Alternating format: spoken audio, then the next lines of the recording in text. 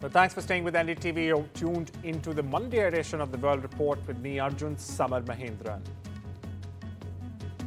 External Affairs Minister Jaishankar will visit the United States from the 30th of June to the 2nd of July at the invitation of US Secretary of State Marco Rubio. Now, during the visit, he will take part in the next edition of the Quad Foreign Ministers meeting, or the QFMM, scheduled for July 1 in Washington, D.C. Now, the Quad Foreign Ministers will continue discussions from their last meeting held in the same venue on the 21st of January earlier this year. They will share views on important regional and global issues, especially those related to the Indo-Pacific.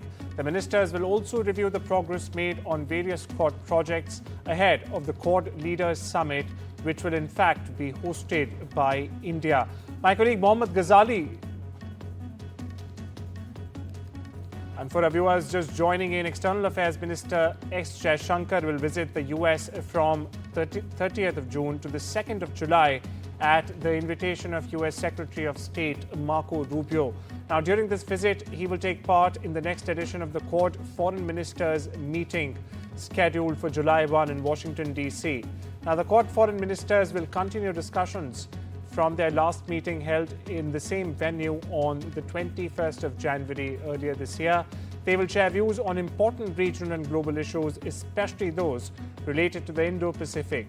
The ministers will also review progress made on various Quad projects ahead of the Quad Leaders Summit, the all-important summit, in fact, which will be hosted by India. Russia has launched its largest terror attack since the war began, firing over 500 aerial weapons at Ukraine overnight Saturday. Kiev says 477 drones and decoys, along with 60 missiles, were unleashed, with 475 being shot down. Still, strikes at regions far from the front line, killing at least 2 and injuring 12 others, including children, as is being claimed by Kiev. Meanwhile, Ukrainian President Volodymyr Zelensky says the attack proves Putin isn't in fact serious about peace and is in fact urging stronger international support and US air defense systems as well. Meanwhile, a Ukrainian F-16 pilot died after taking down 7 targets before his damaged jet eventually crashed. Amid the chaos, Ukraine is now moving to withdraw from the global landmine ban, citing Russia's use of banned weapons. The war is escalating, and Ukraine says global pressure is needed now more than it ever was. Comments on the massive attack launched by Russia on Ukraine. And, there seems to be no let-up. And though there have been some signs of a possible peace, now it almost appears impossible in a hopeless situation, sir. Last night's bombing was the latest in a series of such attacks. It was, the Ukrainians say, it was the largest single bombing attack of the entire war. Now that's difficult to quantify because Russia uses different types of ordnance in these attacks. So it's hard to compare in terms of quantities, in terms of the drones they use, the different types of missiles and so forth. But it was certainly one of the biggest. And this has been an ongoing trend that we've seen in recent months, essentially since January, since Donald Trump returned to the White House. So clearly, we're not moving towards peace. There's almost no sign that we're moving toward any sort of settlement. On the contrary, Russia is escalating its air attacks. The volumes we're seeing now are around double what we were seeing last December before Trump was inaugurated. So the trend is quite clearly away from a peace settlement, and the only real talk of peace we're hearing is coming from America. The Ukrainians themselves have said they're ready for a ceasefire. They said that back in March. Russia so far has refused to join them in supporting a ceasefire, and everything we're seeing from the Russian side indicates that Putin doesn't really have any interest at all in ending the war. On the contrary, he's looking to push ahead and gain more ground. In a major contradiction to President Donald Trump's claims, the UN's nuclear watchdog says Iran could very well restart enriching uranium in just a matter of months and not decades. In fact, in a Fox News interview only hours ago, Trump insisted that Washington hit Iran's sights hard and that they were on the verge of building a bomb. Meanwhile, IAEA chief Rafael Grossi says Iran still has the tech and the know-how as well and could spin up uranium enrichment quickly if it chooses to do so. US intel also suggests Iran may have moved key materials before the strikes. Meanwhile, Tehran is threatening to pull out of key nuclear agreements with the IAEA. So while the bombs hit hard, experts say Iran's nuclear ambitions may be down, but they're definitely not out. Here's more. When you went to the Middle East and you strengthened those relationships with all of those countries you just mentioned, did you have an idea that you would have to do something with regard to Iran? Because you teased it a little. You said, look, they've got to come to the table and talk. Something's going to happen. Well, it was getting a little bit hot, and we knew they had a lot of sites, probably 3 plus the one, but they had 3 main sites, and we knew they were going to have to either give them up. And I thought we could do it during negotiation, and we just about had it done. And then they said, we want enrichment. Enrichment doesn't mean like air conditioning, and it doesn't mean to jack up your car. Enrichment is a bad word. And I said, you got so much oil, what do you need that for? And they said, well, we need it. And I wouldn't let that happen. I think people wouldn't have understood it if I allowed that to happen. So we had a 60-day talk, and that delayed them a lot. And then we said, let's go at it. And it just worked out. And we wanted to work out also for Iran. They were beaten up, and so was Israel. In all fairness, they were both very tight. We call it the 12-day war. That was an intensive war. But the thing that I wanted to do, and I've said it on your show, if you look back 30 years ago or 25 years, we've been doing your show a long time, and nobody like you. But you look back at the early interviews, I would say Iran cannot have a nuclear weapon. They've wanted this for years, and they were weeks away from getting it.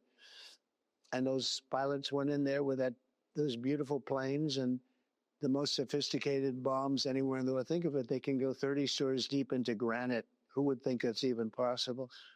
And they did obliterate it, it turned out. Then we had to suffer the fake news, where the fake news in CNN and the New York Times was saying, well, maybe it wasn't as good as Trump said. Maybe it wasn't totally obliterated, but it was destroyed, but not, just horrible. At least 71 people were killed in Israel's attack on Tehran's Evin province, a notorious facility where many political prisoners and dissidents have been, in fact, held, Iran's judiciary has said on Sunday. Judiciary spokesperson Jaishankar posted on the office's official Mizan news agency website that those killed on Monday included staff, soldiers, prisoners, and members of visiting families as well. It was, however, not possible to independently verify these claims being made by Iran. When the West Canadian Prime Minister Mark Carney said trade talks with the US have resumed after Canada has rescinded its plan to tax US tech firms. That's correct. Canada has scrapped its digital services tax targeting US technology firms late on Sunday. It came just hours before it was due to take effect in a bid to, in fact, advance stalled trade negotiations with Washington. Meanwhile, Trump abruptly called off trade talks on Friday over the tax targeting US technology firms, saying that it was a blatant attack. Canada and the US will resume trade negotiations in order to agree on a deal by the 21st of July. Meanwhile, my colleague Maha Siddiqui unpacks the latest from Vancouver. 2 days after President Trump said that he will halt the trade talks with Canada over the digital services tax, Canada has now rescinded this tech tax to be able to resume the trade talks with the United States. The trade talks between the two sides are supposed to wrap up by the 21st of July, which is the deadline that has been set by the Canadian Prime Minister Mark Carney, after which the US is going to decide on reciprocal tariffs if a trade deal is not struck between the two sides to respond to the United States punishing tariffs on Canada.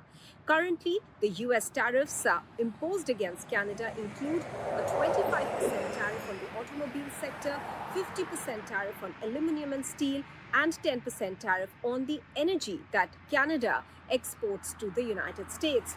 Now, the DST, which is the digital services tax that was the latest beef that Trump had with Canada, was implemented last year, but the first payment of that was due tomorrow, that is Monday, here in Canada. And President Trump raised a stinker over it. Meanwhile, the USTR, that is the United States trade representative had been raising this issue with Canada since last year and had also taken this for dispute settlement under CUSMA, which is the trade agreement between Mexico, Canada, and the United States. Canada's contention or argument for DST was that if Canadian data is being used by these big tech and e-commerce platforms for advertising, for marketplace, for selling products, then part of their revenue should be taxed by Canada as well. But for the time being, since the Canadian side has decided that they will rescind this tax for the sake of resuming the talks with the United States, the tax or the DST and the payments that were due by Monday will be halted, and it now remains to be seen how the two sides are able to take the conversation forward on the trade talks. So far, Canada has been tight-lipped on the negotiations continuing between the two sides. In Vancouver, this is Maha Siddiqui for NDTV. Well, sticking with Canada for now, the country is opening new doors in 2025 for displaced people and skilled refugees. It is offering them a permanent way to live and work in the country. The federal government will roll out a new immigration pathway, building on the success of the Economic Mobility Pathways Pilot, or the EMPP, which has already helped nearly 1,000 people to settle in the country. My colleague Maha gets you the latest here. This is at the moment speculated that this will become a permanent pathway for PR. At the moment, this was a pilot project that was launched in 2018 till 2023, then extended to December 2025. It has been fairly successful. This year, we are seeing that the no-job offer stream has already closed in half the year because there are the number of applicants that they require already there. As far as the other ways of getting into the EMPP is concerned, which is this pilot program that we're talking about, there is the Atlantic immigration, the provincial and the regional immigration, which is for the northern territories, that again at the moment has been closed. So you can clearly see the number of people coming in through this pathway, which is a pilot program so far, is already fairly robust. And therefore, at the moment, it is being speculated that this will be turned into a permanent pathway for PR after December 31st this year. But we'll have to wait for a final word from IRCC. We shift focus to America's West Coast, where two firefighters were killed Sunday and another was wounded when they were ambushed by a sniper fire while responding to a blaze in a northern Idaho mountain community. This as crews endured a barrage of gunfire over several hours that the governor has termed a heinous assault. A shelter-in-place order was lifted, however, Sunday night after a tactical response team discovered the body of the alleged suspect with a firearm nearby. The Kootenai County Sheriff's Office has underlined. Officials did not release his name, nor did they say what kind of gun was found till now. Meanwhile, authorities are planning a news conference later today to provide more information about the incident and the casualties incurred. Thousands of protesters gathered in front of the Georgian parliament in Tbilisi on Sunday to mark the beginning of the 7th month of non-stop protests calling for the new parliamentary elections and the release of prisoners, in fact, arrested during a government crackdown on protesters and political opponents alike. Nearly all leaders of Georgia's pro-Western opposition are now behind bars. This as protests continue against the ruling Georgian Dream Party and its decision, in fact, last year to halt Georgia's bid to join the European Union. Now, the demonstrators who gathered daily in the capital Tbilisi also claim that the vote on the 26th of October that handed Georgian Dream another term in power was not free or fair. Scorching heat is sweeping across Europe, with Spain, Italy and the Balkans recording temperatures above 44 degrees Celsius. That's right. If you're an Indian traveller on a European summer holiday or heading there, Parmeshwar Baba takes you through what you need to know. If you're holidaying in Europe this summer, brace yourself. It's not just the gelato that's melting. A massive record-smashing heat wave is sweeping across Europe, turning iconic cities into virtual ovens. With temperatures soaring past the 45 degrees Celsius mark in places like Spain and Italy, Several countries have issued red and amber health warnings. If we talk about Spain, El Granado just broke its all-time June record with a blistering 46 degrees Celsius. And southern Spain is the worst hit. Locals say even fans are giving up. In Barcelona, a woman tragically died after working outdoors in the extreme heat. And Italy's hospitals, they are reporting a surge in heat stroke. The elderly, cancer patients, and the homeless are most at risk. Cities like Bologna and Naples are opening cooling shelters and also giving free pool access to seniors. Believe it or not, in Lisbon, pharmacists are warning tourists to avoid stepping out all day when the sun is out because burns and exhaustion cases are rising.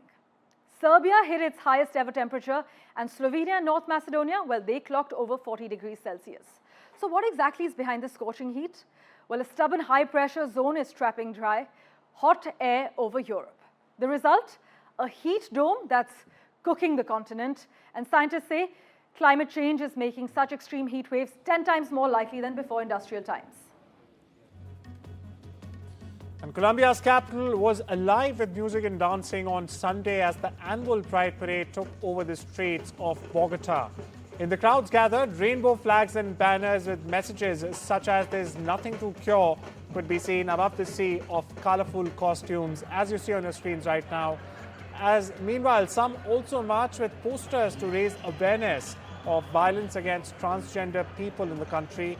In the Andean country, viewers, the increase in crimes against members of the LGBTQIA+ population has generated an alert from none other than the Attorney General's office, which on Saturday, this weekend, in fact, reported 46 murders so far this year and 3,769 threats in recent years.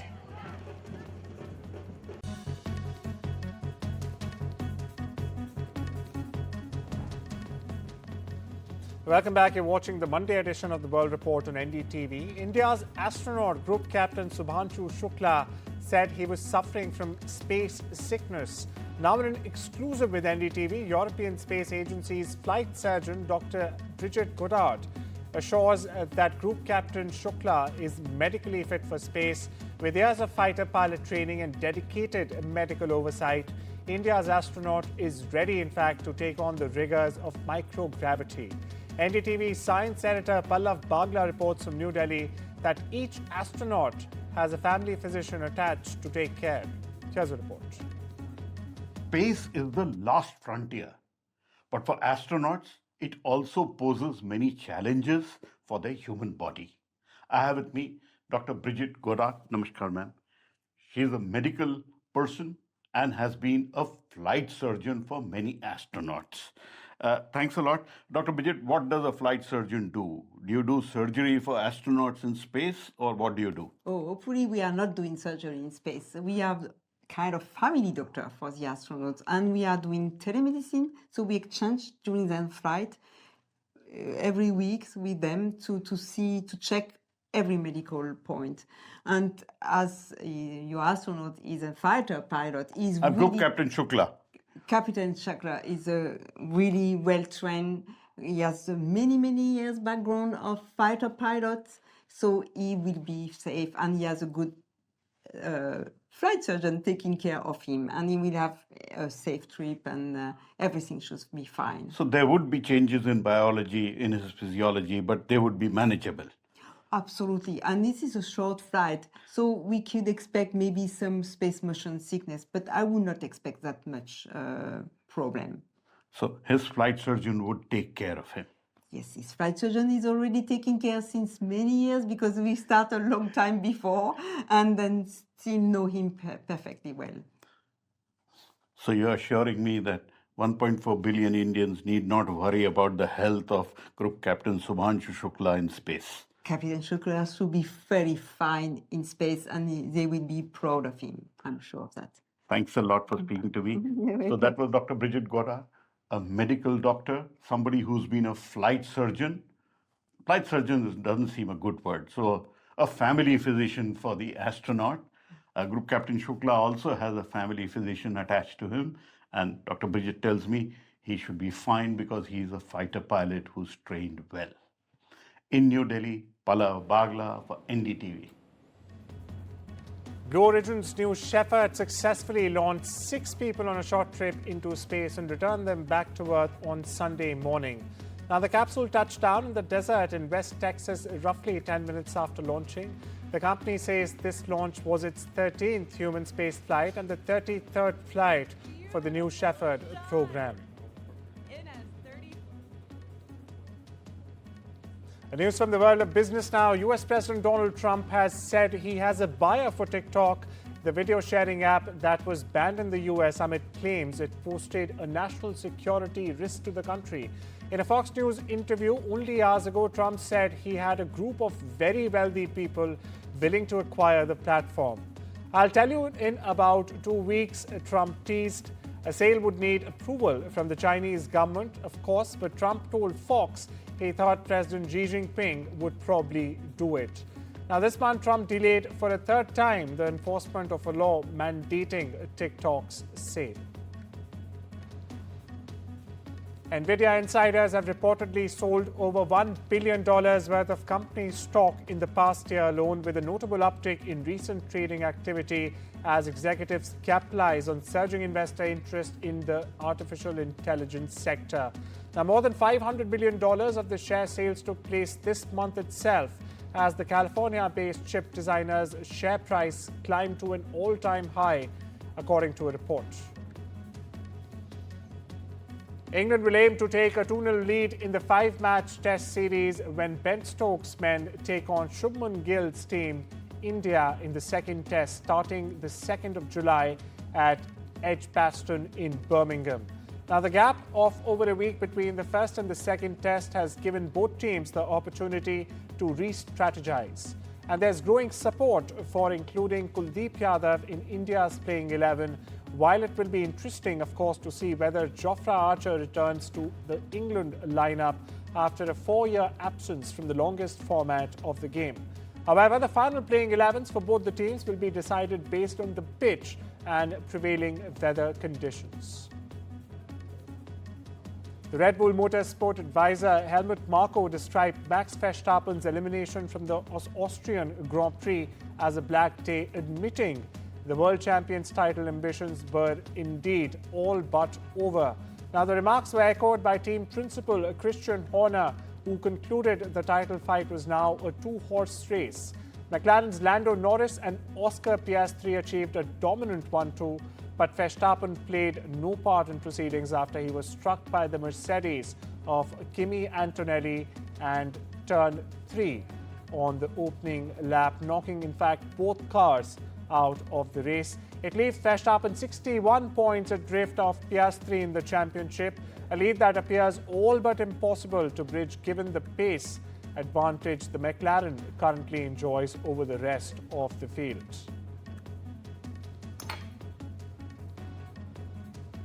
Well, that's all we have for you on this Monday edition of the World Report. Take care and have a wonderful day.